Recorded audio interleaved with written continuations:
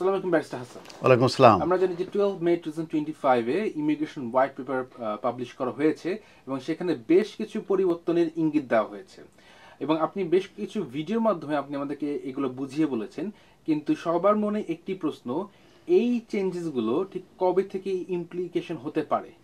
এটা কিন্তু সবসময় সবার ভিতরে এই প্রশ্নটা ছিল এবং এ ব্যাপারে আমি বিভিন্ন সময় কিন্তু ভিডিও দিয়েছি এবং এ ব্যাপারে আপডেট দিয়েছি। তো এই বিষয়ের উপরে কিন্তু আজকে একটা আপডেট আছে, সেটাই আপনাদের সঙ্গে আমি শেয়ার করব।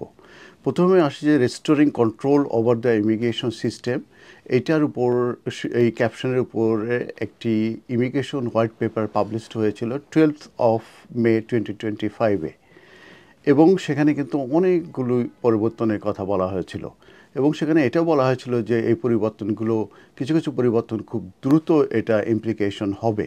কিন্তু মে চলে গেছে, তারপরে এখন জুন, আজকে জুলাই।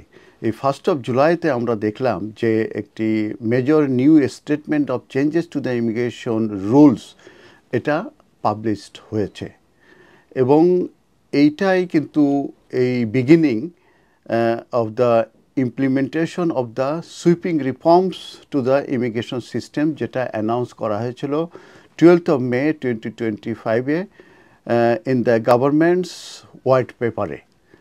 তো এটা 138 পেজেস, এটা মূলত হোম অফিসের পেজে আছে, আপনারা এটা ডাউনলোড করে এটা পড়ে আপনারা আরও ডিটেলস জানতে পারবেন। তবে এটার উপরে আমি রিসার্চ করেছি, এটা থ্রোলি আমি পড়াশোনা করেছি, করে যে চেঞ্জগুলো আসছে এবং উল্লেখ করা হচ্ছে সেগুলো নিয়ে আপনাদের সঙ্গে এখন আমি শেয়ার করব।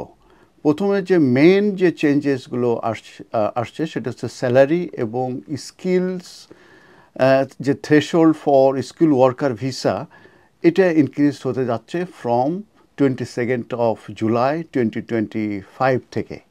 সো নিউ অ্যাপ্লিক্যান্ট যারা, তাদেরকে প্রয়োজন হবে, দ্যাট মিনস এই 22 জুলাইয়ের পরে যেটা এটা ইমপ্লিকেশন হবে, তাদেরকে প্রয়োজন হবে যে bachelors degree or equivalent RQF level 6 qualification. তার মানে এই মুহূর্তে আমরা জানি যে 2020 থেকে এইটা কমিয়ে আনা হয়েছিল RQF লেভেল 3, সে RQF লেভেল 3 আর আসছে না, থাকবে না।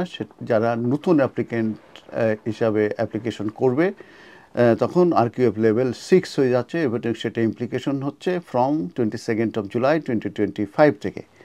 এবং এই তাদের যে এক্সপ্লেনেটরি মেমোরেন্ডাম আছে সেখানে বলা হচ্ছে যে এই চেঞ্জের কারণে প্রায় 180 অকুপেশনস যেগুলো এলিমিনেটেড হয়ে যাচ্ছে from the list of eligible roles under the skill worker route. তো মানে স্কিল ওয়ার্কার রুটে যেসব এলিজেবল রোলস আছে সেই রোলগুলোর ভিতর থেকে 180 অকুপেশনস নাই হয়ে যাচ্ছে, তার কোনো এক্সিস্টেন্স আর থাকবে না এই 22 জুলাই 2025-এর পরে।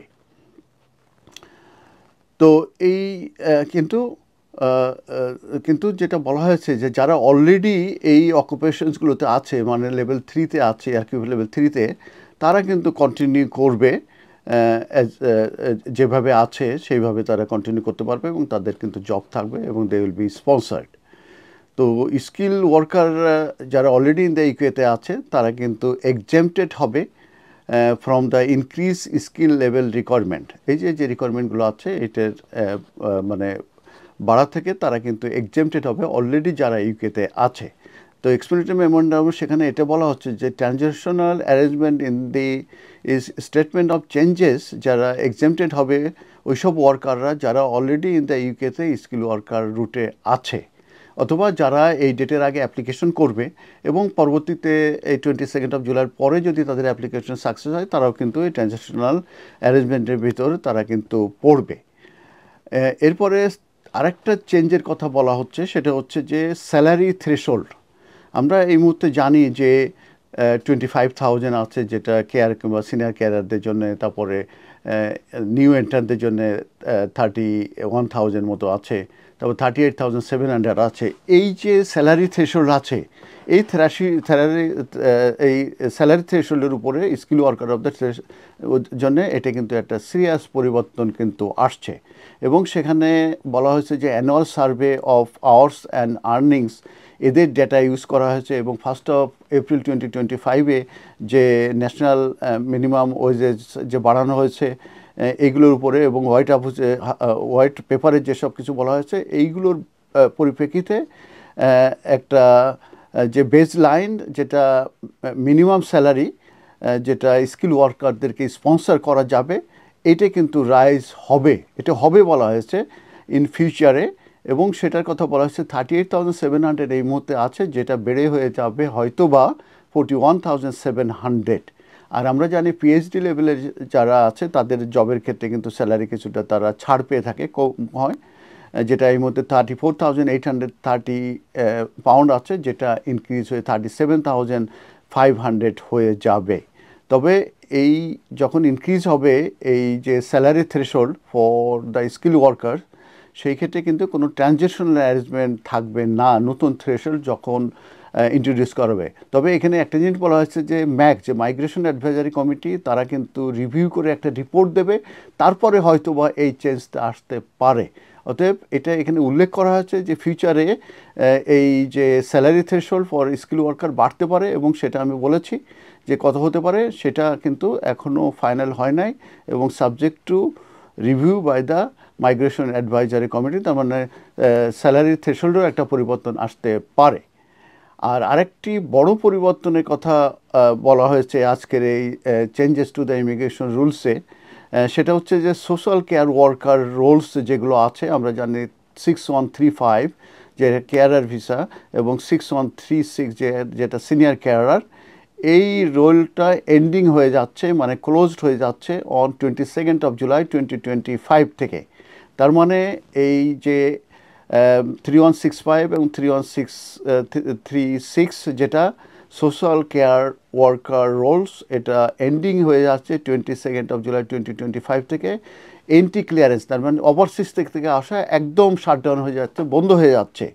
তবে এখানে যেটা এটার কারণ দেখানো হয়েছে যে সবাই জানে যে ওয়াইড স্প্রেড অ্যাবিউজ হয়েছে, এক্সপ্লয়টেশন হয়েছে এবং নন কমপ্লায়েন্স হয়েছে এই সেক্টরে, সেই কারণে মূলত এটা বন্ধ করে দেওয়া হচ্ছে।